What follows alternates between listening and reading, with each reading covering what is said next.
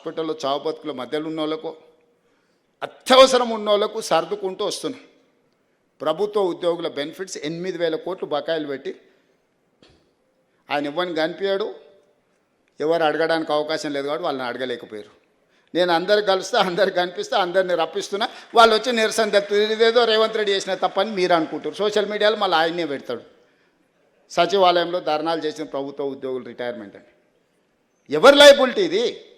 ఒక చిన్న attender retire అయితే 50 లక్షలు మినిమం బెనిఫిట్స్ వస్తున్నాయి. ఒక average employee, gazetted rank employee retired అయితే 1,15,00,000 నుంచి 1,20,00,000 బెనిఫిట్స్ ఇవ్వాల్సి వస్తుంది.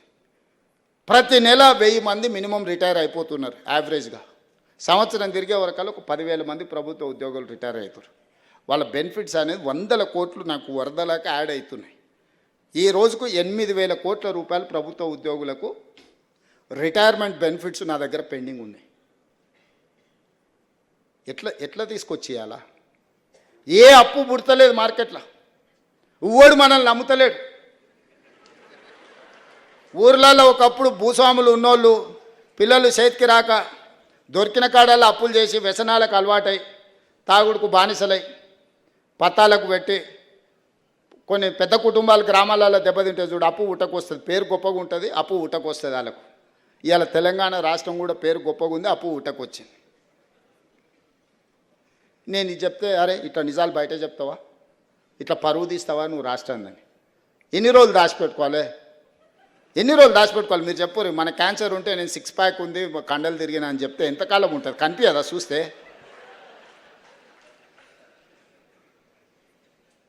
అందుకే ఉన్నది ఉన్నట్టుగా చెప్పి మిమ్మల్నే అడుగుతున్నా, కొంత వెసులుబాటు ఇవ్వండి, నేను కూడా తీసుకుంటా. నేను కొంచెం డెట్ రీస్ట్రక్చర్ చేసుకుంటున్నా, బ్యాంకులలో మిత్తి పర్సంటేజ్ తగ్గించుకుంటున్నా.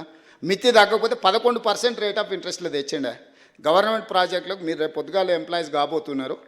4%, 5%కు ఇవ్వడానికి బొచ్చడి బ్యాంకులు ఉన్నాయి భూమి మీద. కాకపోతే వాడు మొత్తం డీటెయిల్ ప్రాజెక్ట్ రిపోర్ట్ అడుగుతావు. నువ్వు దేనికి అప్పు అడుగుతున్నావు, ఏం చేస్తావు, ఎట్లా చేస్తావు, ఏం కడతావు, కట్టేదానికి ఎంత ఖర్చు అవుతుంది, ఎస్టిమేట్స్ ఏంది, ప్రాజెక్ట్ రిపోర్ట్ ఇవి, మళ్ళీ వెనక్కి ఎట్లా కడతావు, దీని ఆదాయం ఎట్టొస్తాను మొత్తం పేపర్లు అడుగుతాడు. పక్కాగా అప్పు ఇచ్చేటోడు పక్కాగా పత్రాలు అడుగుతాడు. అవునా? దొంగ కాగితాలు, డూప్లికేట్ కాగితాలు పక్కన పెడితే వాడు ఎంతైనా మిత్తి అంటారు, తీసుకుంటాడు. ఈయనకి తెలుసు, ఆయనకి తెలుసు, వీడు పారిపోతాడని, వీడు కట్టేది ఎగదొబ్బేదే కదా, నాకేం చేసేది ఉందని. కేవలం వాళ్ళ కమిషన్ల కోసము కాళేశ్వరం మీద 1,50,00,000 కోట్ల రూపాయలు అప్పు తెస్తే it the rate of 11%. Projects reservation కానీ రివర్ రిజర్వేషన్ల వరల్డ్ బ్యాంక్ నుంచి ఏడీపీ బ్యాంకులు 3 to 4% రేట్ ఆఫ్ ఇంట్రెస్ట్ ఇవ్వడానికి సిద్ధంగా ఉంది. జస్ట్ డిపిఆర్ సబ్మిట్ చేస్తే దొంగతనం బయటపడుతుందని అడాక్ బేసిస్ మీద వాళ్ళ దగ్గర లోన్ అప్రూవల్ తీసుకొని 1,50,00,000 కోట్ల రూపాయల అప్పు 10.50 ఆల్మోస్ట్ 11% రేట్లో ఇంట్రెస్ట్లకు తెచ్చింది. నేను 32 సార్లు ఢిల్లీకి పోయి కాళ్ళ ఏళ్ళబడి అధికారులను దాన్ని డెట్ రీస్ట్రక్చర్ చేయించి 5%, 6%కు రీస్ట్రక్చర్ చేయిస్తున్నా. నేను నా ఇంటికి రూపాయి రాదు, ఈ రాష్ట్రానికి ఆదాయం పెరిగితే ఈ ఆదాయాన్ని వెల్ఫేర్ కింద, డెవలప్మెంట్ కింద తిరిగి రాష్ట్రానికే ఖర్చు పెడతాను. నేను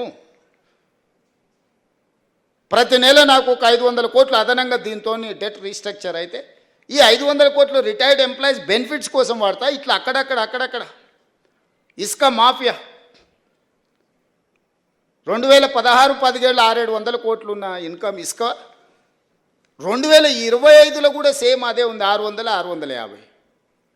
మనం నెల కింద నాకు కోపం వచ్చి ఏందా దీని కథ తెలుద్దాం అసలు దంచురాన్ని దంచిపిస్తే అంతకుముందు 1,00,00,000 వచ్చేది పర్ డే, 1,50,00,000 యావరేజ్గా. నేను దంచడం మొదలుపెట్టినాక ఎగ్దాం 3.5 కోట్ల నుంచి 4 కోట్లకు పోయింది. రోజుకు 2.5-3 కోట్ల ఆదాయం పెరిగింది. ఒక్క సంవత్సరానికి 2 కోట్ల యావరేజ్ చేసుకుని 700 కోట్లు. 10 ఏళ్ళల్లో 7,000 కోట్లు ఇసుకలో వీళ్ళు దోపిడీకి పాల్పడ్డారు. ఇసుక మాఫియా వీళ్ళు. మీరు పంచాయతీరాజ్ అండ్ మున్సిపల్ శాఖలో పనిచేస్తున్నారు, రేపటి నుంచి మీకు తెలియదు. ఎందుకు ఈ వివరాలు చెప్తున్నా అంటే, నేను చెప్పిన మా అధికారులు గ్రామ పంచాయతీ నుంచి DTCP, director town country planning ఎక్కడ పర్మిషన్ వచ్చినా ఆన్లైన్ యాప్లో అప్లోడ్ చేయండి. ఎంత స్టీల్ కావాలి, ఎంత సిమెంట్ కావాలి, ఎంత ఇసుక కావాలి, ఏడగొన్నాడు లెక్క దీపిరు. ట్యాక్స్ ఎక్కడ పోతుంది, ఆటోమేటిక్ వచ్చి ఖాతాలో పడుతుంది. దొంగతనాన్ని మనం సాంకేతిక నైపుణ్యంతో నిరోధిస్తే లెక్క పక్కాగా తెలుస్తుంది. అందుకే దాన్ని కూడా సెంట్రలైజ్ చేయమని చెప్పిన. మైనింగ్ వాళ్ళను, మున్సిపల్ వాళ్ళను, పంచాయతీరాజ్ శాఖ వాళ్ళని అనుమతులు ఇచ్చేటోళ్లకు ఈ మెటీరియల్ ఎక్కడి నుంచి రావాలి? నేను మా వాళ్ళని లెక్కలు అడిగితే ఇంతకంటే పెరగదు సార్ అన్నారు. అవునా, అట్లనే రాండి కూర్చోండి అని ప్రిన్సిపల్ సెక్రటరీ ఐఏఎస్లు వాళ్ళు పెద్ద పెద్ద చదువులు చదువుకున్న వాళ్ళు, మనకు అంత చదువు లేదు. కానీ నేను ఒక లెక్క చెప్పిన, రాష్ట్రంలో స్టీల్ ఎంత అమ్ముడు పోయింది, సిమెంట్ ఎంత అమ్ముడు పోయిందో లెక్క తీయరు.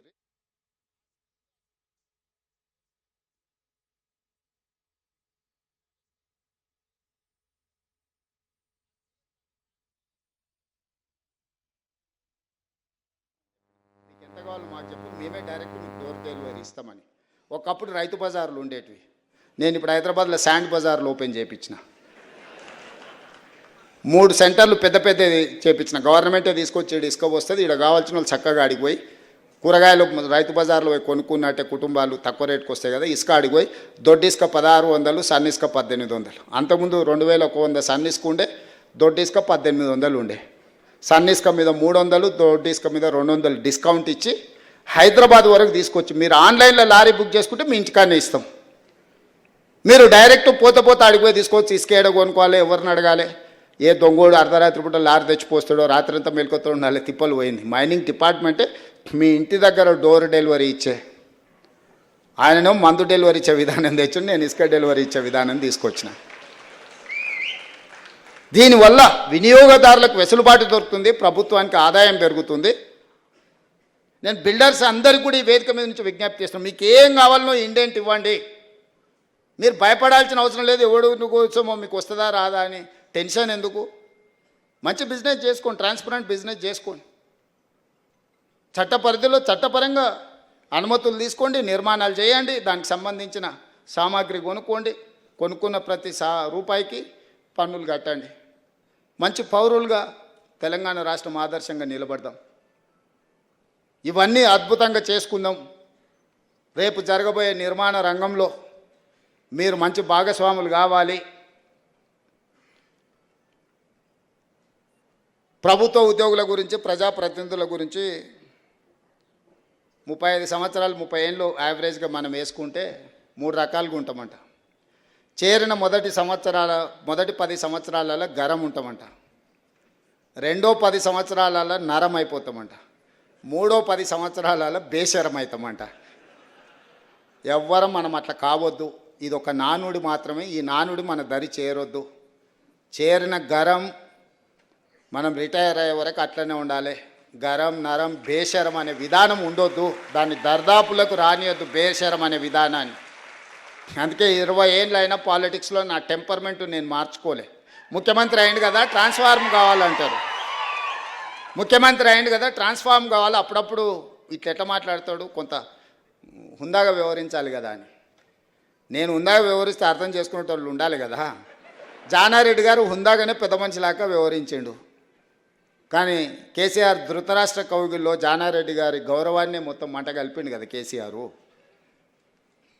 అందుకే 20 ఏళ్ళైనా 2004 టైంలో ప్రజా జీవితంలో రావాలని మొదలుపెట్టిన ప్రయాణం 2024 20 ఏళ్ళు పూర్తయింది. 20 ఏళ్ళలో మొదటి రోజు నేను జడ్పీటీసీ ఉన్నప్పుడు టెంపర్మెంట్, ఈరోజు ముఖ్యమంత్రి కూడా నా టెంపర్మెంట్లో చేంజ్ లేదు, విజ్డమ్లో చేంజ్ ఉంది. ఎందుకంటే జడ్పీటీసీ ఉన్నప్పుడు జడ్పీటీసీగా వ్యవహరించిన, ఎమ్మెల్సీగా ఉన్నప్పుడు ఎమ్మెల్సీగా, ఎమ్మెల్యేగా ఉన్నప్పుడు ఎమ్మెల్యేగా, పార్లమెంట్ సభ్యుడు అయినప్పుడు దేశ స్థాయి ఇష్యూసు, పార్టీ అధ్యక్షుడు అయినప్పుడు ఒక విజ్డమ్ ఉంటుంది. చీఫ్ మినిస్టర్గా నాకు ఒక విజ్డమ్ ఉండాలి, ఈ తెలంగాణ రాష్ట్రాన్ని ఎట్లా ముందుకు తీసుకెళ్లాలని ఒక ఆలోచన ఉండాలి. విజ్డమ్లో నేను అప్గ్రేడ్ చేసుకుంటున్న నా స్కిల్ని,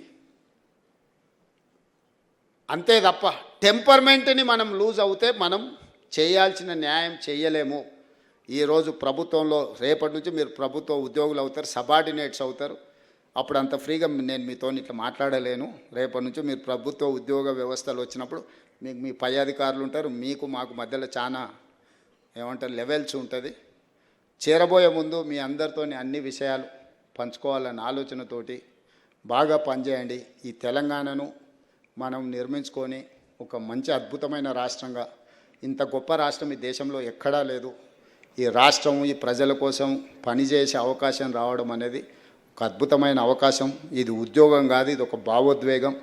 మీరు ఎప్పుడు పనిచేసే ముందు రోజు పొద్దున లేవగానే 2 నిమిషాలు ఆలోచన చేయండి, నిన్నేమైనా తప్పులు చేసినా నేను, 1 నిమిషం, ఇంకొక నిమిషం ఈరోజు తప్పులు చేయకుంటే ఎట్లుండాలి. 2 నిమిషాలు ఉదయం నిద్ర లేవగానే ఆలోచన చేసుకుంటే 90% తప్పులు చేయం మనం.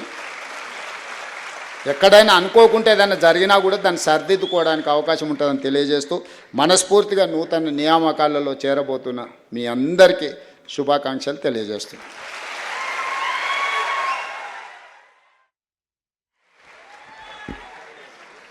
ఆత్మ పరిశీలనతో అభివృద్ధి వ్యక్తిగతంగా కుటుంబ పరంగానే కాదు రాష్ట్ర పరంగా కూడా జరగాలి అని శుభాకాంక్షలు అందించారు.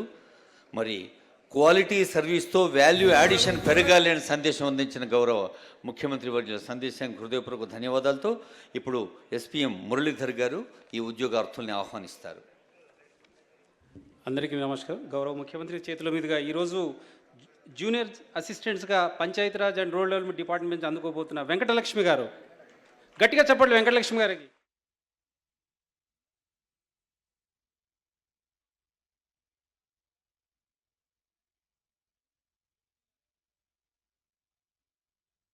గట్టిగా చప్పట్లు కొట్టాలి.